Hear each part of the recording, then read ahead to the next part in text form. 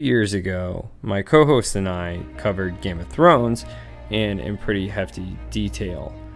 We did both write rewrites for Game of Thrones, which you can see on our podcast. The link is in the bio, or you can actually download mine for free at ridiculouspatronus.blogspot.com, our blog website. I thought I'd read you guys a little bit of it just because it was pretty popular on the podcast.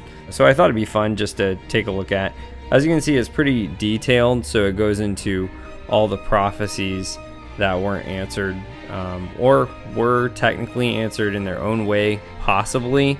Like, for instance, a thought I had on the show a couple of years ago was that possibly Game of Thrones, the show, the way they answered Melisandre's prophecy for Arya, I thought maybe the way they answered that was Walder Frey and then Peter Baelish. If you look in the show, the actor might have green eyes, and then the Night King. But in Josh and I's opinion, it should have been Cersei with the green eyes. But I mean, to each their own. So in this rewrite, you'll see things are a little bit different. So I thought I'd showcase it just because it's kind of fun to look at. Also, I'll put a clip up of Josh's just so you can see kind of an idea on what his was. But as you can see, it's rewritten starting with season 7, about midway through season 7, and then it goes into season 8, which I labeled as the sack of King's Landing and the Long Night. And then season 9, it goes into Daenerys' rise of power and what was west of Westeros if Arya ever went out that way. And then season 10 would be set up as the Siege of Winterfell, and I put Death Has Many Faceless because it goes more into Arya learning more about the Faceless Men, which I thought was pretty cool. So I wrote it as if they didn't shorten the show to 8 seasons, and if they took their time. As you can see, it does feature High Valyrian, Low Valyrian, and Dothraki in this rewrite, so it is pretty detailed. I'm not going to read the different languages, but I'll just read what's in English for a couple of clips here. This scene here is actually from the season 8 rewrite. In English, Sir Beric and Melisandre recite another chant at the same time. Sir Beric and Melisandre. Stars bleed and cold breath falls heavy on this world. A warrior shall bring the dawn, who shall be Azor Ahai, and darkness shall flee before him. Your heroes shall be born amidst salt and smoke. Lord of light, protect us in this hour, for the night is dark and full of terrors. The fire on the tree spread. Melisandre's hand begins to burn. Dawn turns from white to dark red. Melisandre, dawn, its light bringer. Melisandre kneels down and whispers in Jon's ear. You have traveled east from the west, stepped back from the front, passed on and now passed through a dark shadow. Now hold on to the light.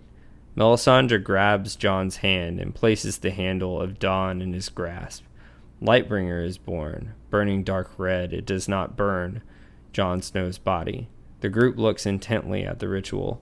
Lightbringer begins to glow red in Jon's hand.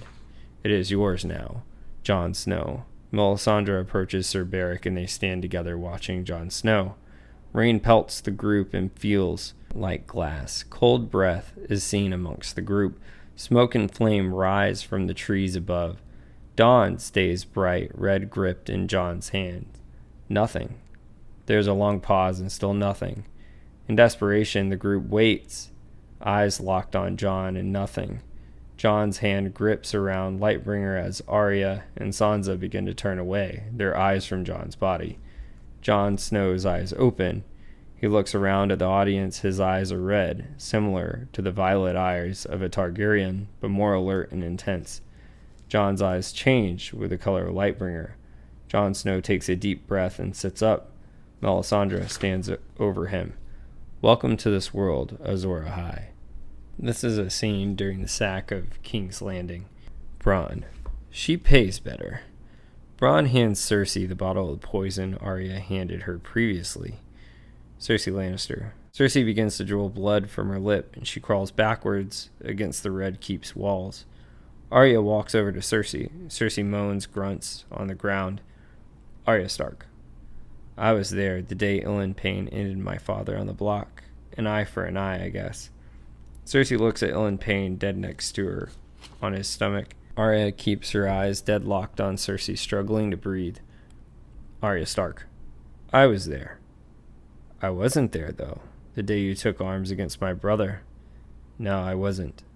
I wasn't there when you betrayed my entire house and made a pact with House of Frey. Spineless sheep. But I was their faces. I saw their faces spit poison on their own floor. Their deceitful mouths drank every last drop of it. I was there when Walder's throat bled dry and his sins were repaid. I was there just like I am here now, watching you spit from your very mouth the deceit and sin that makes up your entire house. Well, now you will wish you were cut down in front of your own people. Death is only the beginning. You will remember as you die all the screams of your city. You wouldn't want you wasting your breath. You have plenty of those to listen to before you die. Just listen to your own people in your own city. Arya takes the cat's paw dagger and wipes the blade. She nods to Bronn. Bronn drags Cersei across the Red Keep and chains her up to the skull of Balerion the Dread. Arya grabs Cersei's hand and rubs it against Balerion's skull. Arya, try to feel your way around. Maybe that will help you. Try to forget your past. Try to forget about everything. Arya Stark rubs the blade of the cat's paw across Cersei Lannister's wrist and cuts an artery. Arya, it will be a couple of days before you bleed out. Until then, think about nothing. Embrace who you are and what you are worth. Nothing. Embrace becoming no one. Feel your way around. I want you to feel the teeth. I want you to feel the creature that now owns your entire kingdom. I want you to feel what a dragon feels like. This way, when you pass into oblivion, you will feel what it's like to hold on to a dragon. You're in the world of a dragon now. You will remember. Arya whispers in Cersei's ear. The North remembers. It goes into a lot of Daenerys getting more allies to expand her conquest. And it goes into Arya learning more about the Faceless Men. Where, for instance, here, Jaqen mentions the Great Lion or the Lion of Night, some refer to it, brings scourge to all the wicked, the disobedient and unreliable are scorned for eternity. So it's a scene I'll share with you, which is a pretty cool scene. You don't have to agree with it. In this rewrite, the way I had it is it involved Jon and Daenerys at some point did have a child who they named Jon after Jon Snow, and he does have the characteristics though of Dany. So he has the violet eyes. While in this rewrite, Daenerys does wind up passing away, and word spreads that Daenerys had a son, which was Jon, named after Jon Snow. And this is towards the end, and after Dany's death, Targaryen. Jon gives a speech about his mother's accomplishments and how much she loved her people. He tears up, his violet eyes pour water out of sadness. Puts his hand on Daenerys' hand. Cries echo throughout the ceremony. Jon places Daenerys' gold crown, studded with rubies, on her head. It reflects in the sunlight. Drogon roars and cries. Drogon flies off his shadow, overtakes King's Landing just like Bran's vision. Arya stops crying. Her hand sparks white flame and burns. Lightbringer flows white and then turns bright red on Jon Targaryen's belt. His hand shakes and burns while he holds Daenerys' body's hands. Jon's hands begin burning red hot. Jon peers at Daenerys' corpse from her gold ruby crown, past her blonde hair and down her closed eyes. Daenerys' eyes open, and Jon gazes speechless as his violet eyes remain locked onto her red eyes.